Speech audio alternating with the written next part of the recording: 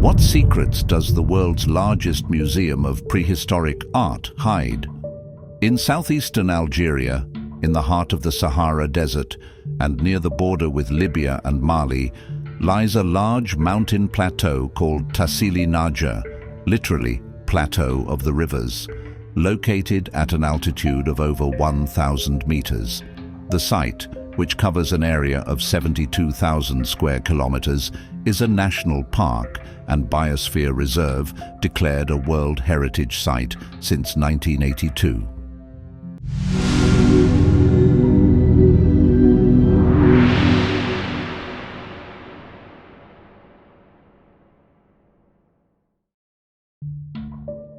Thanks to the predominant sandstone and its water-retaining capacity, the area has vegetation that contrasts sharply with the surrounding desert. The scale of erosion, especially in the deep ravine systems in the north, indicates that Tassili's parched wilderness was once crisscrossed by waterways. Paleoclimatologists have speculated that between 11,700 and 5,500 years ago, changes in the Earth's tilt and orbit relative to the Sun warmed the northern hemisphere. During this African humid period, longer and more intense summer monsoons filled the geological basins with lakes and wetlands. Great rivers connected the Atlantic to the Mediterranean coast of the Maghreb. Large mammals roamed the endless grasslands.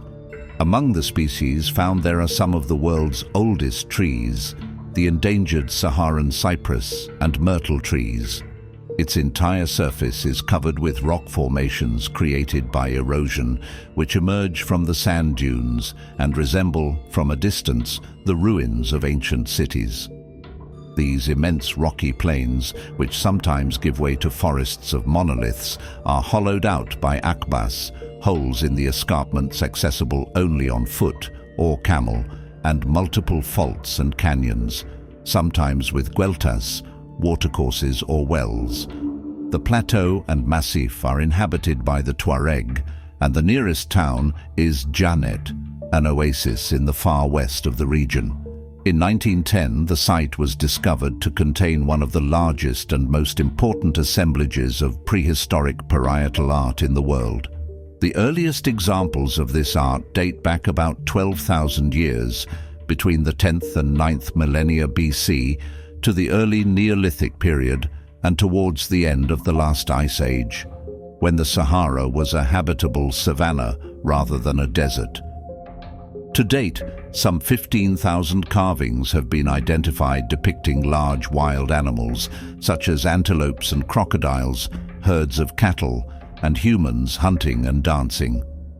The oldest depictions of animals that lived in the Sahara during the early Holocene, created more than 10,000 years ago by hunter-gatherer groups. The earliest paintings were made around 7,550 years ago by the same groups, depicting schematic human figures. These paintings are among the oldest and largest in all of Africa, with some figures measuring up to 5 meters in height. Some of the paintings are characterized by the depiction of figures that appear to float on the rock surface, with round, featureless heads. It is believed that the sites where they appear were dedicated to rituals and ceremonies. With the domestication of livestock in the area around 4,500 years ago, sheep, cows, goats, and dogs began to be depicted. Alongside them appear hunters with bows, women, and children. From approximately 1000 BC, with the complete desertification of the Sahara, figures of camels, which had replaced donkeys and cattle as the primary means of transportation, appeared. This coincides with the development of long-distance trade routes used by caravans to transport salt and other goods. Among the most notable paintings is the so-called horned goddess, created in the Neolithic period and depicting a walking woman wearing what appear to be horns on her head, fringed bracelets, a skirt, and leg bands and anklets. The figure, which could be a representation of fertility, is superimposed on other smaller, older figures. The horned goddess of Tassili is an early example of the African sacred feminine. Her femininity, fertility, and connection with nature are emphasized as the Neolithic artist superimposes the figure on other smaller, older figures. The use of bull horns is a common theme in later Roundhead paintings, reflecting the continued integration of domesticated cattle into Saharan daily life. Cattle imagery, specifically that of bulls, became a central theme not only at Tassili but also at other nearby sites in Libya. A group of paintings from Tassili has led to a hypothesis that links them to the use of hallucinogenic substances, such as mushrooms. They depict a series of masked figures in a row that could be dancers, surrounded by long, lively festoons of geometric designs of various kinds. Each of them holds a mushroom-like object in their right hand, from which two parallel lines extend to the center of the dancer's head. According to some researchers, such as Giorgio Samarini and Terence McKenna, this could represent the effect the mushroom has on the human mind. Depictions of mushrooms associated with fish appear elsewhere in Tassili.